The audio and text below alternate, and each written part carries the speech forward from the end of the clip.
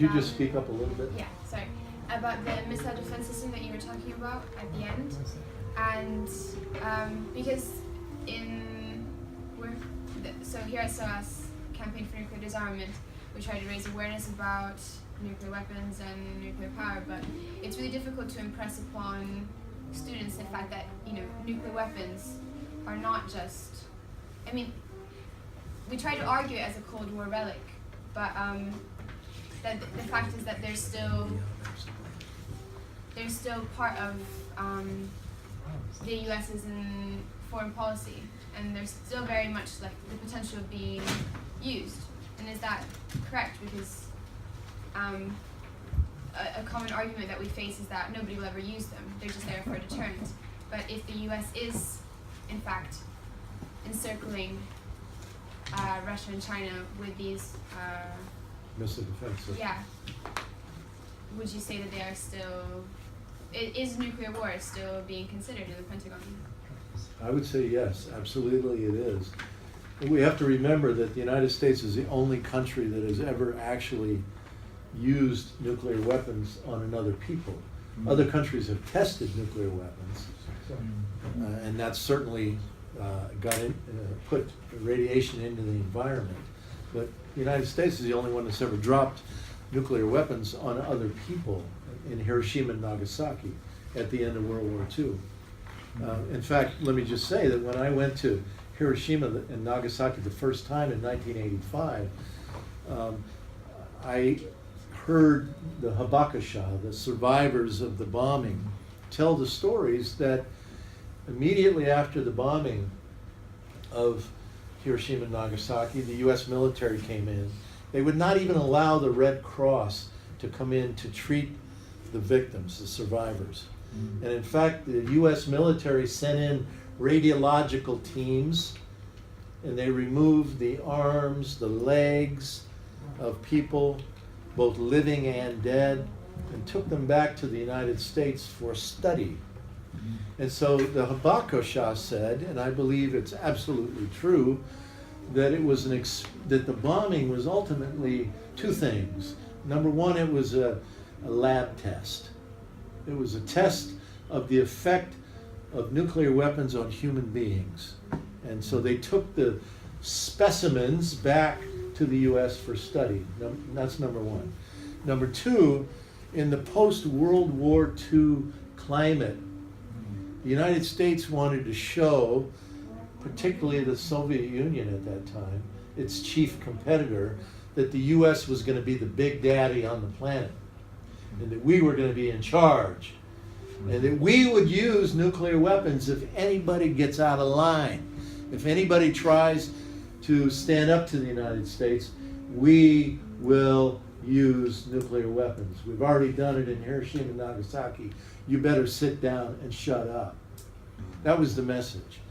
And so the truth is, many people have written books about this, is that since World War II, the US has repeatedly threatened various countries, particularly Russia and China, that we would use nuclear weapons. In fact, I have a friend in my community who's a retired Navy pilot. Right after World War II was over, his job was to fly nuclear weapons on airplanes right up to the coast of China.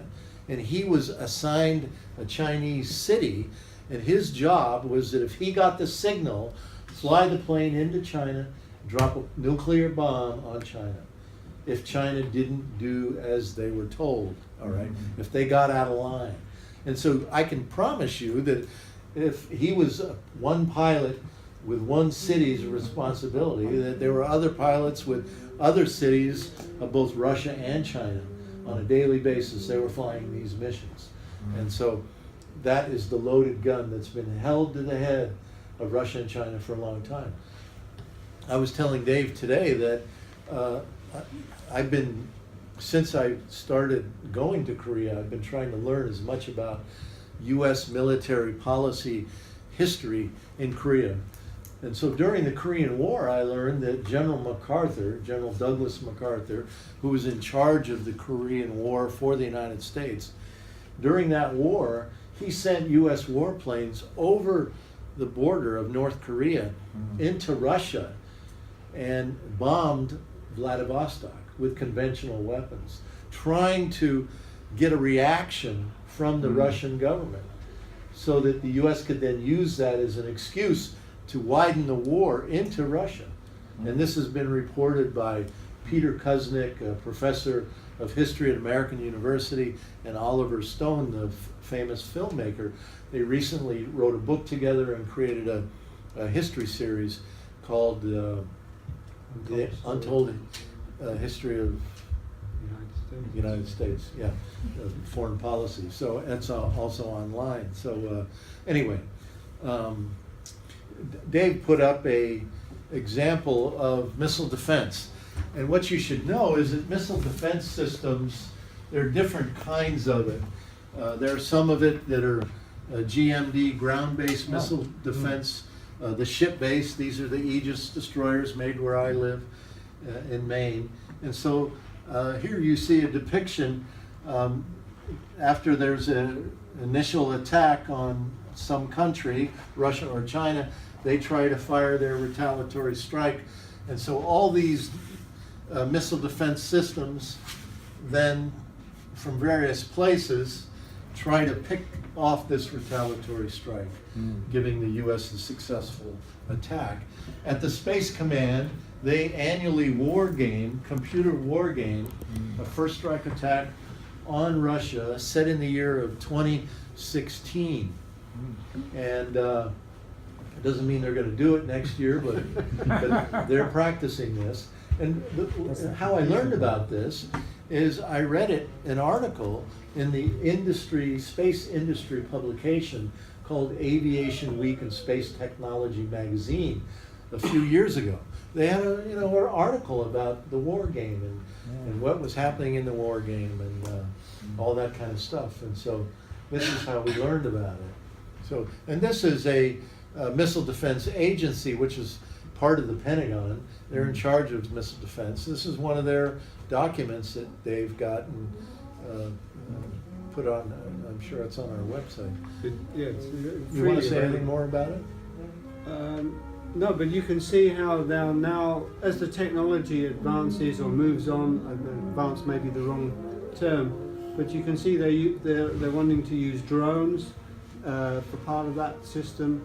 They've also considered at one time using barrage balloons, huge barrage balloons that can be inflated and put up really quickly, and they can have radars attached to those and so on. Shut the brass band out. Anyway, let's see if there are any more questions or comments from anyone. Bruce, you mentioned Menwith Hill and Fardingdales.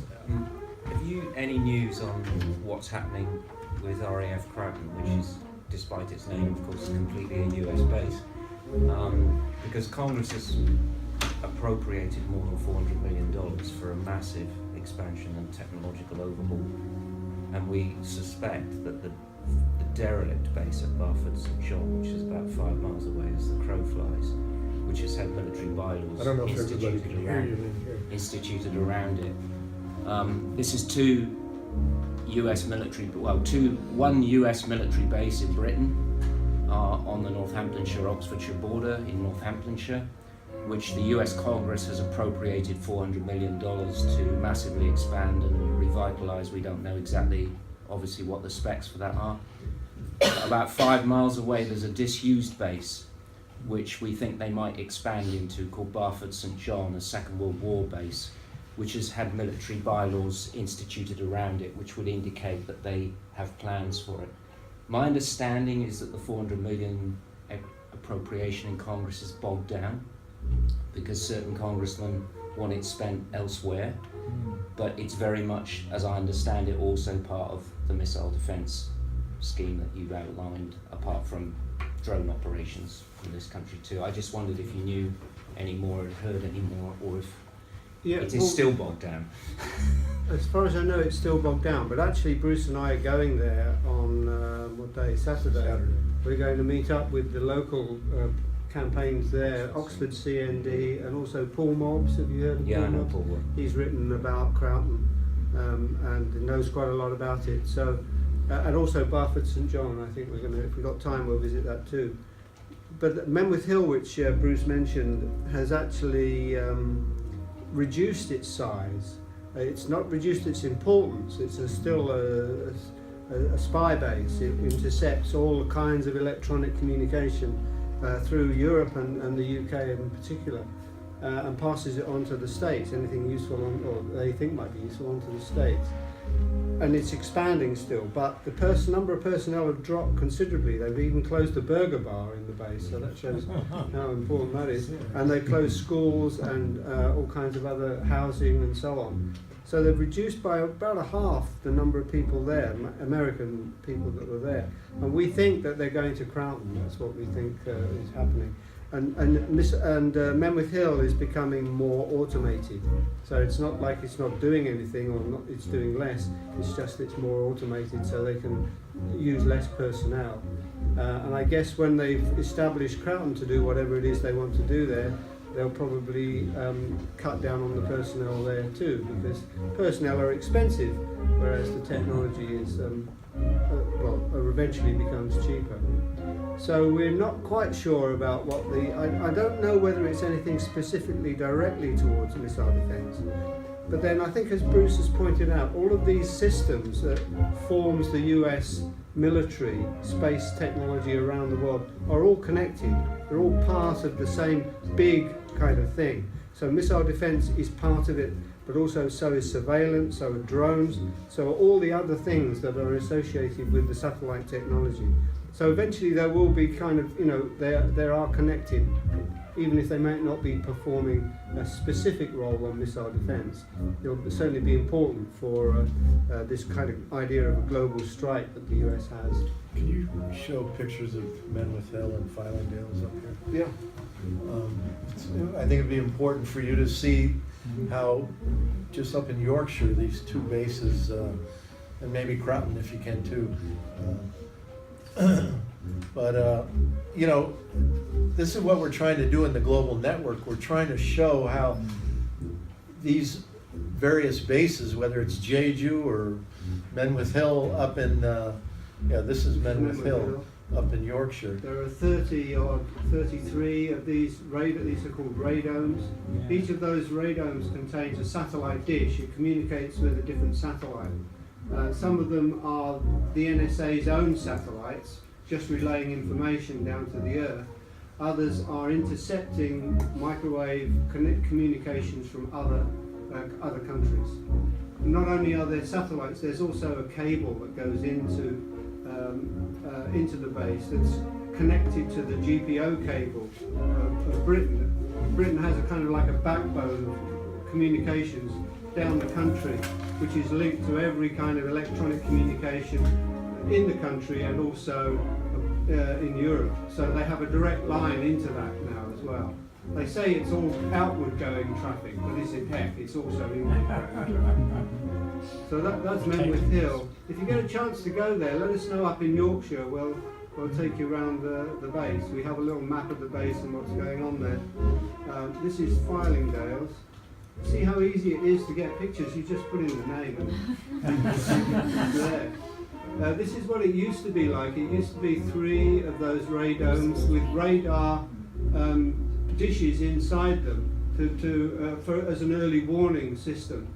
But now it's become this huge pyramid, which is it has 3 faces, and each of those faces has about 1,500 aerials in that area that you can see, that darkened area.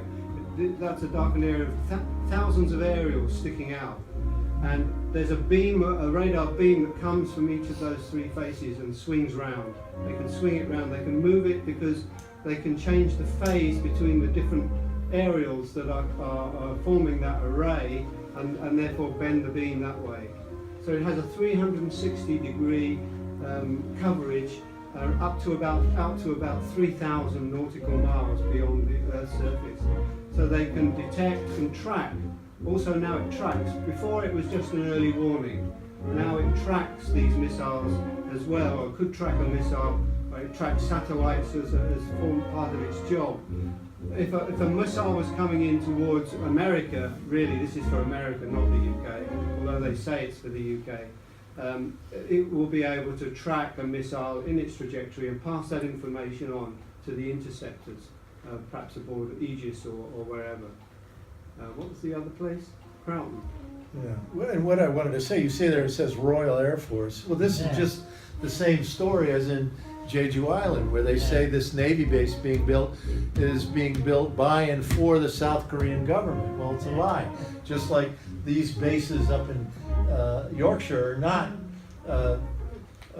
In fact, the military of the UK are not even allowed to know what's going on inside of these bases, even though they call them RAF bases. Clearly, they're U.S. operations. So this is Crown here, a lot smaller than Menwith Hill. But I don't know what the significance of the darker radar, I don't know if they are significant. But, and there's a bunch of aerials here as well, very similar to the ones we saw in Sicily, where they're using UHF for UHF communications. So it's a communication base.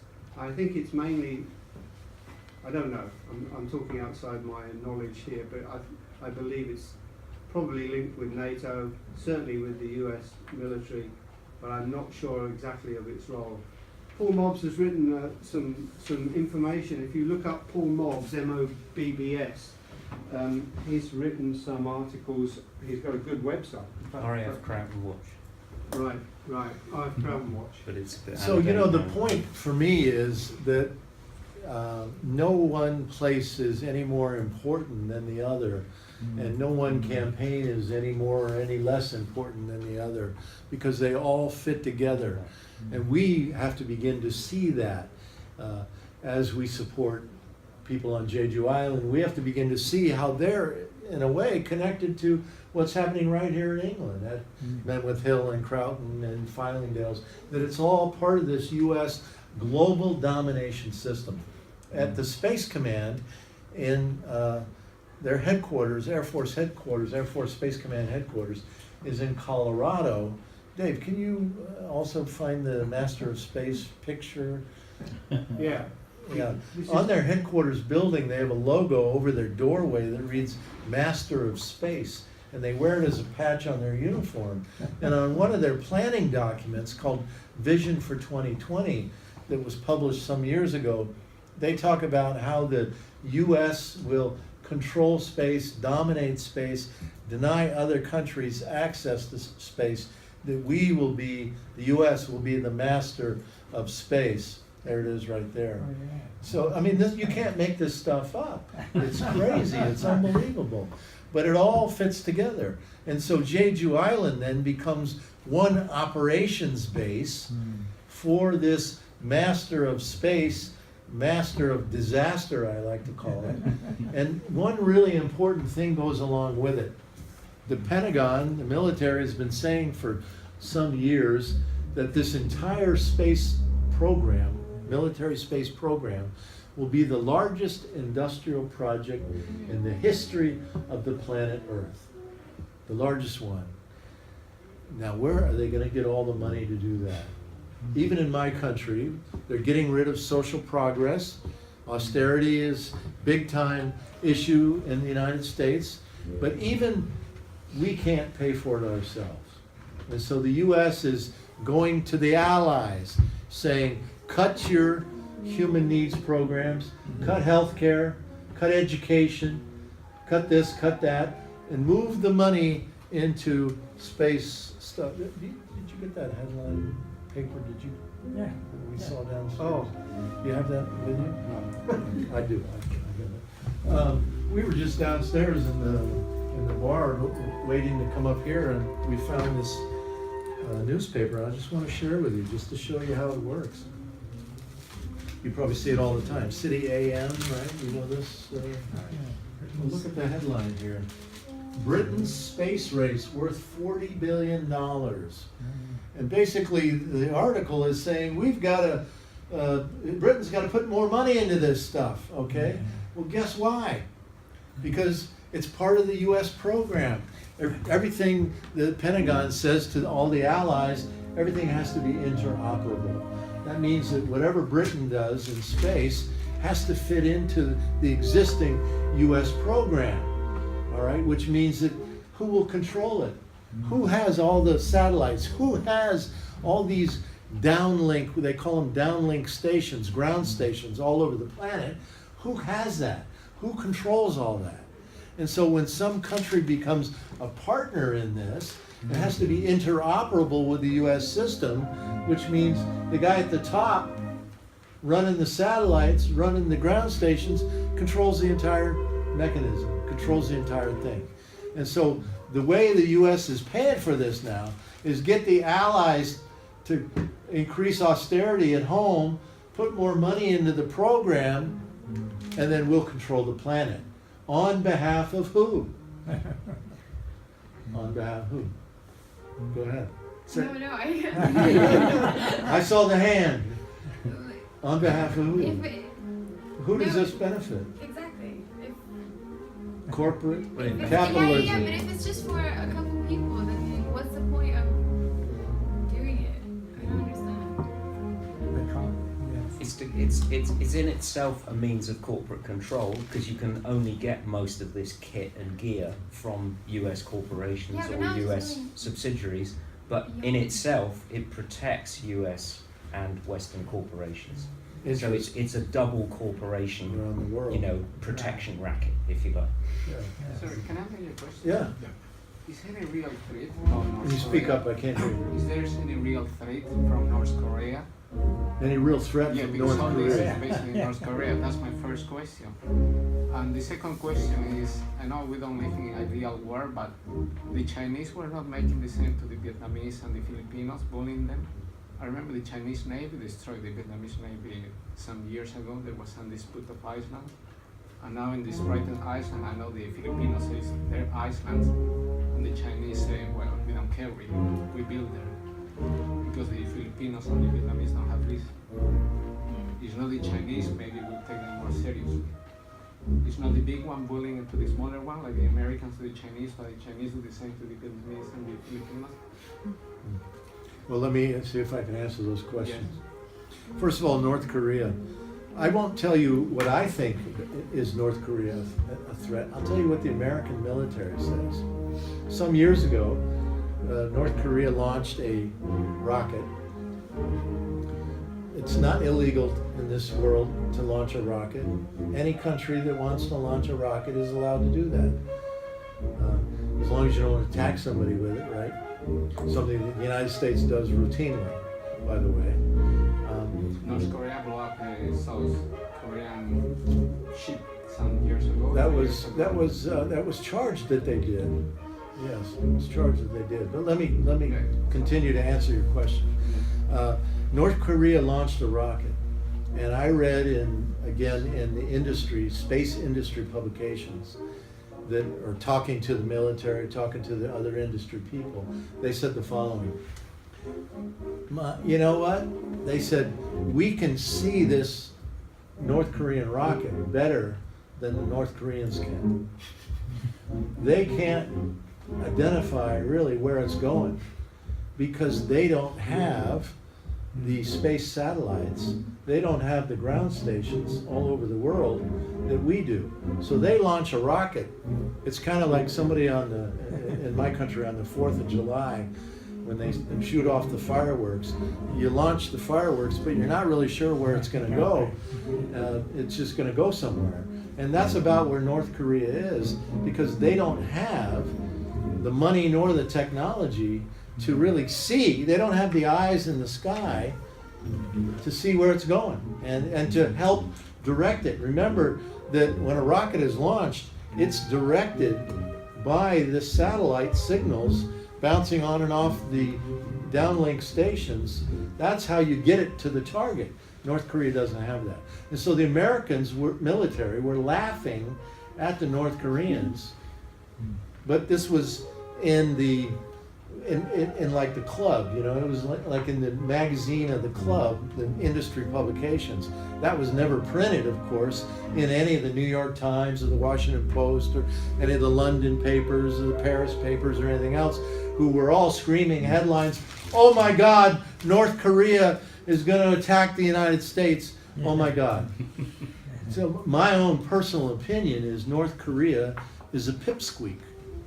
And they are used as justification by the United States to continue to frighten the American people and the people around the world that, oh my God, we got to watch out for North Korea. So we've got to expand our military because look what they're doing. They're the big danger. They're a big danger. They're a pipsqueak. I don't know if you know what pipsqueak is, do you? Pipsqueak means just some little tiny little thing that isn't really much of a threat. Now China, let's talk about China. Just this week, actually, I read that China and Russia once again went to the United Nations introducing a treaty called PAROS, P-A-R-O-S, Prevention of an Arms Race in Outer Space. A treaty to ban all weapons in space. And China and Russia have been introducing this treaty all the years of the Obama presidency, all the years before that of George W. Bush, all the years before that of Bill Clinton, and all the years before that of the first Daddy Bush. So this treaty has been introduced every single year for a long time. And every year, 2 countries at the UN block it. The United States and Israel. And every now and then somebody else joins. Like this year there were 4, everybody in the world voted yes on this treaty, except for 4 countries, US, Israel, Ukraine, and Georgia this year. So usually they get a couple more of their little pipsqueak friends to join them, US and Israel does. But the US has been blocking this treaty saying, hey, there's no problem. There are no weapons in space. There's no problem. We don't need an international treaty to ban weapons in space. So as a result of this dynamic that is now happening for a long time, U.S. master of space, we're going to control and dominate the planet. We're going to deny other countries access to space. That means Russia and China. We're going to blow up their satellites. One time the Aegis destroyer made at Bath Iron Works, where I live, fired one of these interceptor missiles all the way up into space and blew up an old malfunctioning U.S. military satellite, showing that we could destroy satellites in space. China also did the same thing. They wanted to show the United States that, hey, we're coming along. We're not going to let you think that you're going to control the planet. And so this is a position China has taken. We're not going to let you think that you can be the big daddy, the master of space. We're going to challenge you, and Russia is now saying that as well. And so, yes, indeed, there's growing conflict between the U.S. and China in the region, all right? And that makes China, I believe, this is just my own personal opinion, I'd like to hear what Dave thinks about it too, I think China has become rather vigilant, a bit defensive, okay? And they're making moves to build extra bases throughout the region because they see this U.S. pivot of 60% of military forces coming into the region. And I think it makes China concerned about their own ability to survive, all right, under these conditions that we're seeing today. You want to comment? Just to say that China is a huge country, as you know, it's enormous. But it has its nuclear weapons are about the same number as we have in the UK. It's a very small number. But also, China has a no first use policy of nuclear weapons. It has stated internationally that it would not be the first country to use nuclear weapons. The US doesn't say that, the UK doesn't say that, France doesn't say that, I don't even think Russia says that either. And certainly India and Pakistan don't. And Israel stays silent, as usual. So not only does it not have a first strike policy, but it also says it would not use nuclear weapons against any country that doesn't have nuclear weapons. So, you know, who's the aggressor? Who's the aggressive nations here? I agree with Bruce. Sometimes countries do maybe things we don't really agree with because they want to show that they're not suppliant to, you know, bigger countries or the countries that they feel are a threat to them. And maybe that's what they're doing, maybe that's what Russia is doing too. But they have to show somehow or other that they don't want, you know, they don't want what's happening to them to carry The on. Vietnamese and Filipinos that don't have any, basically comparing to the Chinese, they're like this. As you say, how you say the word? Pipsqueak. Can I just add also, for anybody who's a bit confused about geography, that the Navy base in Gangjeong village on Jeju Island is just about the furthest point away from North Korea.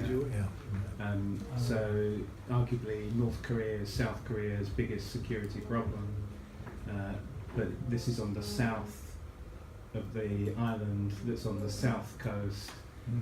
So the initial argument was this base is for our national security, Koreans' national security, and it's obviously not. It's for America to intimidate China. Yeah, so let's look at this. This is Jeju Island that he's pointing at right here. And remember, I said that China imports 80% of their oil and other resources to fuel their economy on ships right through this area, right into China, okay?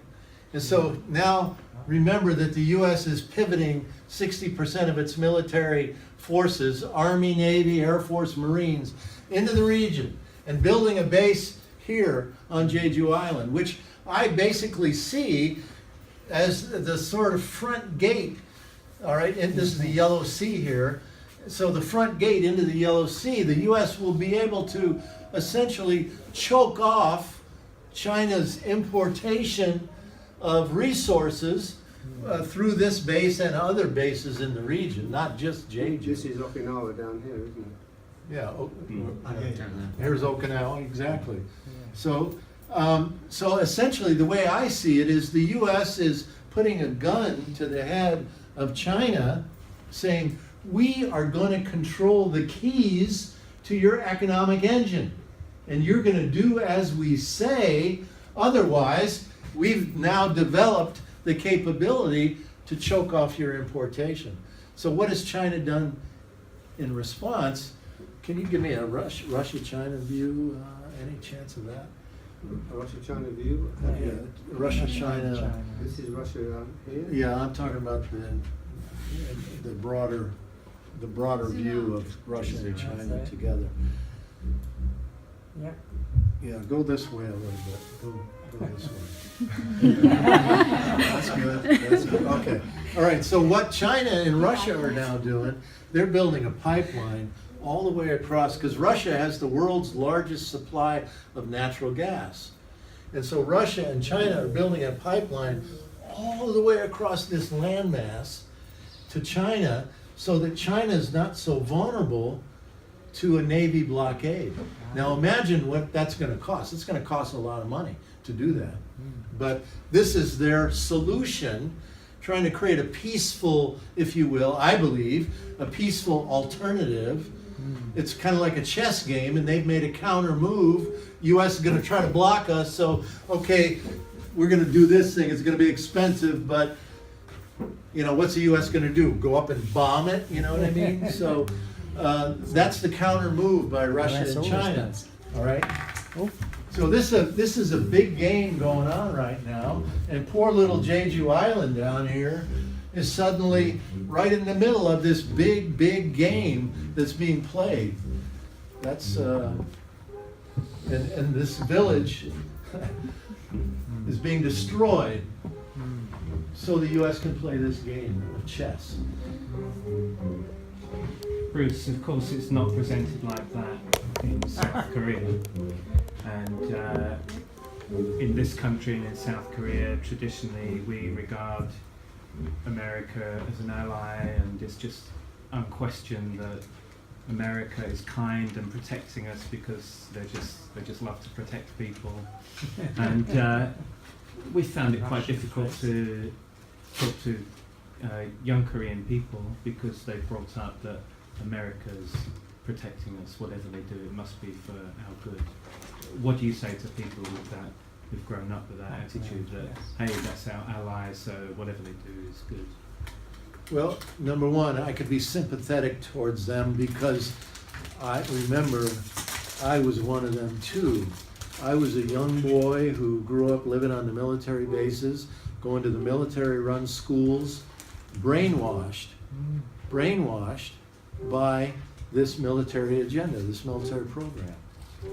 And it wasn't until I myself joined the Air Force and had the experience of this war in Vietnam. And I got to tell you, one of the most important things that happened to me during that time was I read this book called The Pentagon Papers. The Pentagon Papers, the U.S. government's secret history of the war in Vietnam. And there was a man named, Daniel Ellsberg. He was a Marine. He went to Vietnam as a Marine, sent there to do an investigation, came back believing that the war was a mistake. The U.S. could never win the war in Vietnam. We needed to get out of there. Well, he was also assigned to help write this secret government history of the war in Vietnam, 7,000 pages. Secret, top secret. And he, as he's doing it, he's having a crisis of conscience because he's seeing how the U.S. government has lied repeatedly to the American people, selling this war. And so he decides, I can't do this. And so this was in the old days. This was in the early 1970s when the copy machines, you've probably never seen anything like this. You put a piece of paper on there and this little green kind of thing goes over the top like this, and it goes back, and that makes one copy. All right, it takes forever. And so he smuggles 7,000 pages out, and he goes to a local copy shop after hours, and he's in there making these slow copies, one at a time. And he knows that any minute the FBI is going to come breaking through the door, the CIA, and they're going to arrest him and put him in jail for the rest of his life. But he succeeds and makes many copies of this, and he sends it to the New York Times, the Washington Post, this newspaper, that newspaper. He gets one senator, he finds one senator in Washington to introduce this officially into the congressional record. So it's now part of the congressional record, this top secret story, and it's published as a book by the New York Times. And I'm in the Air Force, I'm at lunch one day, and I go to the local base exchange, and there it is on the book rack, the Pentagon Papers. I buy it, and I start reading it. And let me just share one or two of the stories. The French were occupying Vietnam. The Vietnamese basically kicked the French out, defeated the French. UN took over. The UN was going to sponsor an election. Ho Chi Minh, a nationalist communist leader, clearly was going to win the election by a massive majority. The U.S. was not happy with that. So the U.S. CIA went in and they fabricated a letter. They created a letter on Ho Chi Minh stationery saying, the first thing I'm going to do once elected president of Vietnam is round up all the Catholics in the north who were a minority and kill them all. And the CIA then took this fabricated letter, made multiple copies of it, spread it all over North Vietnam. The Catholics freaked out. The CIA then orchestrates an exodus of the Catholics from the north into the south. They bring in the American media to film the whole thing. It's on the news back in America the next day. Ho Chi Minh threatens to kill all the Catholics. The Congress of the United States the next day swings into action and appropriates money to send the first U.S. advisors to Vietnam to protect the Catholics. An entire fabrication, the entire thing. And this is what led the U.S. into the war in Vietnam. It just got worse and worse and worse after that. So a whole series of these lies. This is just one story of many inside of the Pentagon Papers. And so the U.S. has been doing this kind of thing all over the world my entire life and even beyond. So what I would say to these young Korean students is learn your own history. I'm reading a book now written by the son of, after the U.S. took over Korea after the end of World War II, it put in power Syngman Rhee as president, and also other people were put into power. One of them had a son who grew up in the United States, and he has written an alternative history of what happened in Korea after World War II. And he tells the whole terrible, sad, ugly story of how the United States directed the slaughter, not only on Jeju Island of up to 70,000 innocent people in the April 3rd massacre of 48, but all over the entire Korean mainland, up to and more than 100,000 people that were identified as leftists or peasant organizers or people that really believed in democracy. They were slaughtered, killed. Anybody that looked like they might interfere with the U.S. control of Korea after World War II were annihilated. And this man, this Korean son, wrote this book. It's a deeply, deeply moving story. Can you remember the name of the book? I do not, but if you email me Yeah. when I get home, I can send it to you. But the same doesn't happen in North Korea? I'm sorry? The same doesn't happen in North Korea? No, I don't think the same thing is happening in North Korea. That's what you're told is happening in North Korea, but I don't think that's what happened in North Korea. In South Korea, people have different opinions. In North Korea, there's only one opinion. Yeah, well. I Anyway. would say, as is indicated in the pamphlets we given out, when the Korean Civil War happened, the largest massacre in the recent history of South Korea happened on the Jeju Island, where in order to protest the partition of the country by the US and USSA, there was opposition to elections of the South Korean government, and it's believed that 30,000 people civilians died in the repression of Jeju Island. So if it's when people ask why did the North Korean War happen when it did, the North Korean line is always that they were intervening in this situation. Many human rights allegations have been made about the North Korean government, but it's difficult to find massacres on such a scale occurring in North Korea in the 1940s. You know, I have a friend, member of Veterans for Peace. He's dead now. He was in the Korean War. He was in the Navy. He worked on a U.S. aircraft carrier just parked just off the shore of Korea. And he said that the planes that he helped service that took off from the U.S. aircraft carrier, their job was to go and bomb North Korea during the Korean War. And he said we bombed every single building in North Korea. We bombed everything. And that after the war was over, he began a lifelong journey of reading everything he could get his hands on about the Korean War, so that he would better understand what he had just participated in, because he didn't feel good about it. What I've learned about the Korean War is that it essentially happened because there were people within Korea that objected to the United States. Number one, after the end of World War II and the Japanese were defeated, what the U.S. did was put Koreans who collaborated with the Japanese fascist imperialists, Koreans who collaborated with them were taken by the United States and put in charge of the post-World War II Korean nation. And there were people in that country that were not happy about that. They had been fighting these Japanese and their Korean collaborators. In fact, the Korean collaborators were even worse than the Japanese because they were betraying their own people, okay?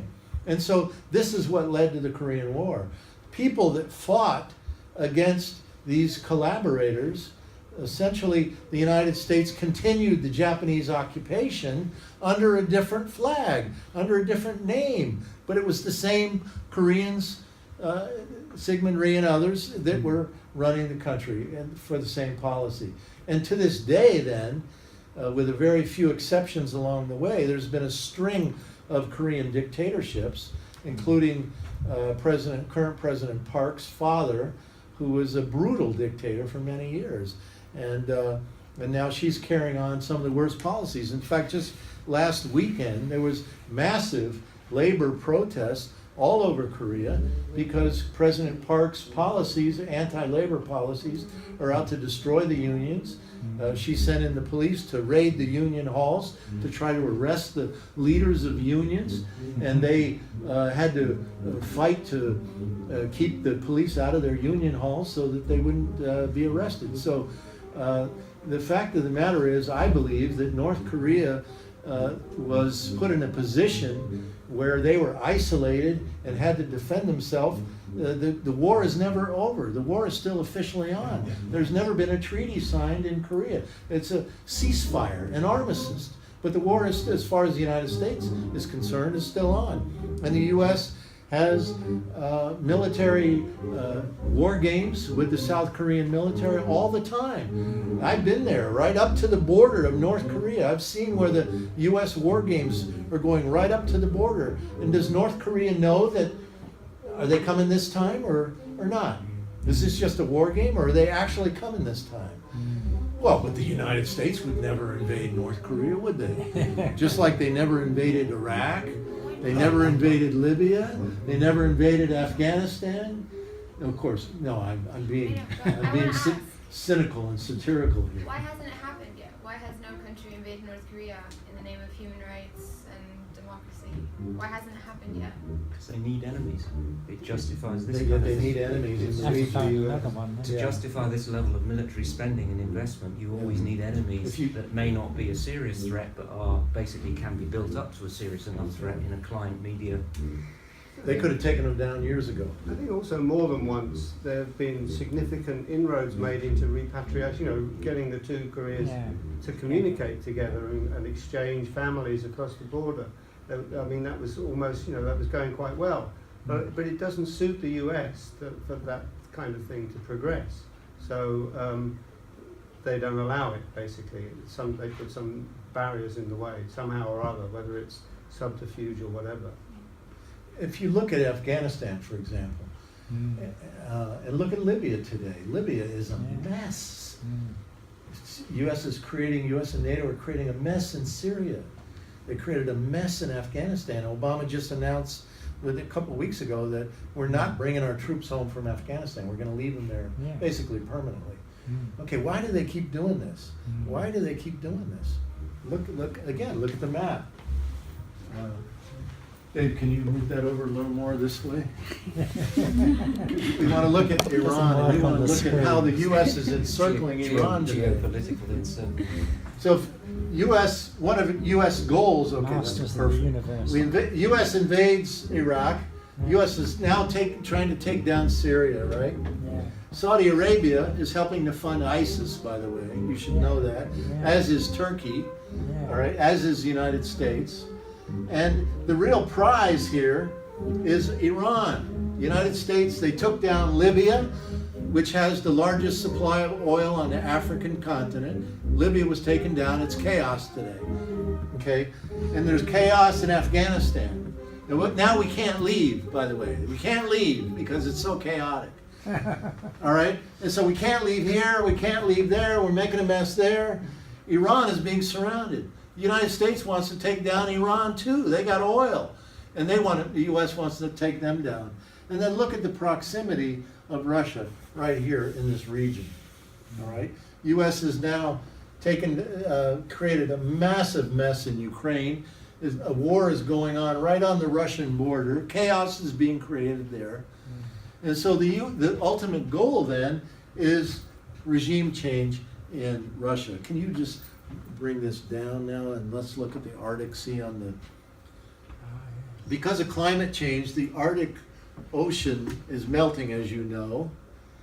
And what country has the largest land border? Yeah, give us a broader, there you go, perfect. What country has the largest land border with the Arctic Ocean that is now melting because of climate change in the world? Well, that country happens to be Russia.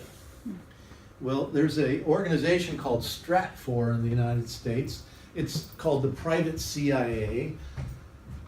Corporations go to Stratfor for intelligence information. And the founder of Stratfor, a man by the name of George Friedman, founder and executive director of it, I heard him in a speech in Chicago last year talking about this very situation, saying we've got to break up Russia into smaller countries because it will allow the oil corporations to be able to then get into Russia. Russia has the world's largest supply of natural gas on their land, but now they have this border with the Arctic Sea that's melting, and the oil corporations want to go drill, baby, drill in the Arctic Sea. If you can break Russia up into pieces, then you have a better shot at getting up there and controlling that whole region. So then the strategy is to basically encircle Russia with NATO expansion. NATO is moved into Latvia, Lithuania, Estonia. They're moving, they're doing operations in Ukraine. The U.S. is deploying missile defense systems in Poland and Romania, and a radar in Turkey, which is right here, all aimed at Russia from this direction. The U.S. is working this region. I told you Mongolia was brought into NATO as a partner. And then from this whole area here, the U.S. is encircling Russia and China with missile defense systems and military bases in this region here. Now, I don't remember if I already told you this story, or I think I did. I told you about General MacArthur. Did I tell you about that? Yeah. When he was in charge of the Korean War on behalf of the United States. He, can you, one more time, Dave? Just give us this view of Korea again. During the Korean War, General MacArthur launched U.S. warplanes.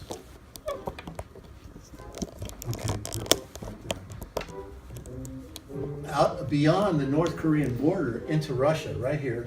Vladivostok, Russia is right here. And General MacArthur went and bombed Vladivostok, Russia, in order trying to draw Russia into the war. The United States really wanted to go for the whole thing. They wanted to, after World War II, Russia was very weak. Hitler invaded Russia. 27 million Russians were killed as they fought Russia and were able to ultimately help defeat them. They lost more people than any other country that fought in Hitler's army. So that was the time, if the United States really wanted to go take Russia down, MacArthur wanted to do that. And so by going in and bombing Vladivostok, they hoped to draw Russia into the war. So this is the kind of stuff that the United States is doing. So people have to learn this history. It's a deep, deep, deep history. And the examples are just numerous of what's really, and today is just a continuation of all of that. I'm talking way too much, I'm sorry. My question is rather to the participants, and because of the Confucianist education, where we are taught that we need to obey, youngsters need to obey to the elders. So far the discussion showed the consequence of that education. Who have kept silent and who have spoken up without being told. And my question is, I'd like to listen to your ideas. What did you think and what are you thinking? And my practical conclusion is, it's really good if we can join these demonstrations together. That would be great. Just Thursday last week, Modi, Prime Minister of India, who is in charge of the massacre of the minority people in India, came to the UK to see David Cameron. And there, not just Indian people, ordinary people, but the Dalit untouchable people like islanders of Jeju in India, and Sikh people, people from Sri Lanka, Nepal, and other countries come together and together had a protest. And that would be great if we can have the same things in these kind of demonstrations, because Trident is one of the key links in the defense system. And breaking this link here hugely benefits lives of Jeju Island people and Korean people and people in Asian countries as well. Everything is linked under the police of the world US strategy. So, well, I will not talk. And before anybody else, I'd love to listen to what you feel. But I think you're right, and I hope you all will talk more about that demonstration. We have to leave in 5 minutes. Sure. And I think you want to get a picture of us holding a banner, do you not? So you're a mind reader, Bruce. Yeah. So can we do that now, and then we'll go, and then hopefully you all can continue to talk, especially about this Can I protest. ask you a question which I didn't get a chance to ask this morning? And that's, I know you give marching, as you've been saying, but you also give talks, presumably in the States. And do you have the opportunity to address religious groups? And what sort of response do you get from them, I'd like to know? Do I ever get to talk to religious groups in the United States? Yes. I mean, you mentioned Catholic priests and so on today joining a blockade. Now and then I do. Yeah. Just like students, I've spoken to more students in the last couple days at Bradford University, Leeds Beckett University, here tonight. I don't often get many opportunities like this in the United States because many of the universities are kind of closed to people like me, and so are many of the churches. So extremists. So it's difficult. I'm an extremist, right? Preaching. You know what I am? You know what I am is I'm a disaffected patriot. That's what I am. That's what I call myself. So anyway, concept. let's all, if those of you that are willing to, this is a picture that Andrew's going to send to Jeju Island, saying, "Hey, we support you." So we'd like for you to join in this picture if you will.